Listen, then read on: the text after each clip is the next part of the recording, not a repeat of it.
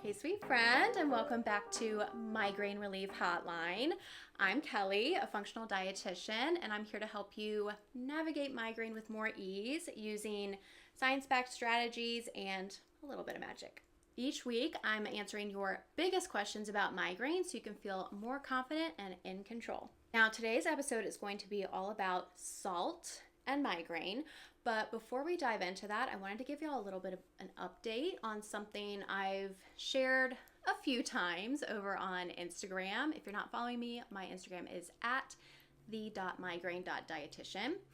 I've shared a few times that I've got a walking pad now under my desk since I'm at my computer for hours and hours each day. I wanted to try and increase my movement and increase my steps. And I've finally started being consistent with the walking pad. And I just have to share with y'all how effortlessly I have been able to get in 3 miles of walking a day. It's unbelievable. I don't even really register that I'm walking that much. And typically what happens is I'll look down at the timer and it's been like an hour. I've just been walking away, typing away on my computer, not even noticing. So, highly recommend those of you who have been like asking me, should I get a walking pad? Is it worth it? Is it worth the investment? I really think it is. I will link the one that I have in the show notes. It is an affiliate link, just FYI. So if you purchase using that link, I'll make a very small percentage off of the sale. But I love the one that I bought. It's Seafoam Green, which is a pro, but they have other colors. And it's one of the cheaper ones, honestly, that I found, and it's great. So highly recommend that. I've had a few people with vestibular migraine ask me in my DMs, like, is the walking pad going to be okay for them? Honestly, it's going to depend on the person. I don't have vestibular migraine personally, so I can't tell you, like, from personal experience if it's an issue. I would say, check in with your doctor, obviously, but you can also try one out at like a sporting goods store or an exercise equipment store. Try out just a regular treadmill. Even at the gym, if you have a gym you can go to, try one out before you invest in a walking pad for your office or your home, okay? But again, I'm gonna have the link for that in the show notes if y'all wanna check it out. Now, let's get on to today's question. Now, as always, a quick note before we get into our question. I am a dietitian, but I am not your dietitian, and I'm also not a doctor. This episode is intended for educational purposes only and is not a substitute for medical advice. Before you make any changes related to your health, make sure you check in with your healthcare professional. All right, let's do it. So today's question comes from Candace, and she wants to chat about salt and migraine. So her question is, why do I always crave salt when I have a migraine attack? Should I give into that craving or no? So this is a really good question, and I get questions all the time about cravings. So if you have any related questions about cravings and migraine, go ahead and submit them using the form linked in the show notes. You can also find it on my Instagram. But let's talk about salt specifically today. And if you know me, you know I always have my notes so I don't forget anything. So I will be referencing those as we go. But salt cravings during a migraine attack or even before a migraine attack can happen for a few different reasons. But honestly, to give you the short answer, typically you're going to be craving salt because you need salt, right? But we're going to dig more into what that means, why your body craves salt for migraine, and then some ways you can experiment to figure out what your sodium needs are. Now, sodium, which is found in salt is typically sodium chloride. Sodium is one of our body's main electrolytes. Potassium is another big one. And electrolytes essentially help the battery that is our body function. Now, electrolytes play a lot of different roles. They help maintain fluid balance in the body, hydration.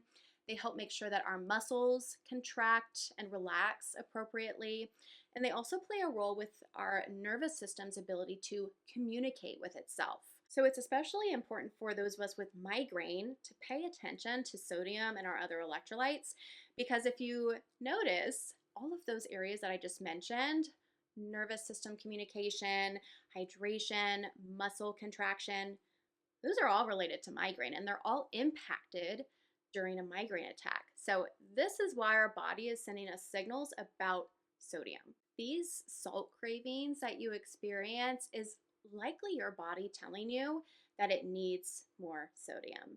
And it might need more sodium around a migraine attack due to dehydration, right? So maybe you lost some sodium via sweating or just peeing or other means of electrolyte loss, and that can impact your migraine. Now, migraine attacks themselves also affect things like fluid balance and electrolyte balance, and this is something known as osmotic stress. So, while dehydration can impact migraine, migraine can also impact dehydration. So, it's one of those vicious cycles we can get stuck into. Another interesting connection is that the hypothalamus, which is a certain part of your brain, is involved in both regulating hydration and in migraine attacks. So, the fact that you're experiencing both of those things, you're experiencing salt cravings, likely related to hydration in some way, and you're experiencing a migraine attack, it's kind of your body trying to find its equilibrium during that time. Now, you may have noticed if you've ever tried to research the answer to this question on your own, how salt plays a role in migraine, or if I have sodium or salt cravings, should I just go with them or should I try to resist it? If you've ever tried to look that up on your own, you've likely just been more confused because the research on this area is very conflicting. You can find research articles that support a low sodium diet for migraine and articles that support a higher sodium diet for migraine. Now, this happens a lot in research, particularly when it comes to migraine and nutrition. This is kind of looking at both of those, right? So we're going to see a lot of contradictions in the research. One of the biggest reasons for this is because migraine and nutrition and sodium requirements are highly individual. So it's going to take some experimentation to find what works for you. You can't just look at one research study or look at one person is doing, look what I'm doing or what your friend is doing to figure out what you should be doing. And that's the case for so many things with migraine. So I'm going to help you figure out how you can figure out what your sodium needs might be. Now, before we get into that, I wanted to chat a little bit about two conditions that can impact your sodium needs. And these two conditions are frequently seen alongside migraine. They happen more in people who have migraine than in the general population. So the first one is a condition called POTS, which stands for postural orthostatic tachycardia syndrome. You can see why we call it POTS. And POTS, like I said, is seen more often in people with migraine than people without migraine. And POTS affects your sodium needs, and in particular, you might need more sodium. Sodium, because it attracts water and fluid, helps stabilize your fluid volume and your blood pressure. And these two things can help massively with POTS control. And believe it or not, some of my POTS clients feel their best when they're getting like close to 10,000 milligrams of sodium a day. This is way more than the average recommendation of 2,300 milligrams. So you can see how drastically it can change your sodium needs. Now, on the other hand, if you have something called Meniere's, which is again often seen with migraine, especially vestibular migraine, you might have a reduced need for sodium. Meniere's can lead to fluid buildup in the ears, which contributes to the symptoms that you experience. So reducing sodium will reduce how much fluid your body hangs onto, and that can actually improve your symptoms. Okay, so how do you figure all of this out? How do you figure out how much sodium you actually need on any given day? The best way to do this is tracking. Now, you don't have to track long term. You can just track like 3 days. Track 3 days, track how much salt you're eating or drinking or both each day and how you feel each day. I would also recommend kind of paying attention to how you feel after higher salt meals or drinks or days versus lower salt moments, and if it seems to impact your migraine at all. This will help you determine whether your body feels best with maybe a little bit more salt or maybe a little bit less. And I'll tell you, this is really one of those areas where personalized guidance can make a big difference because it's not always just as simple as sodium levels, right?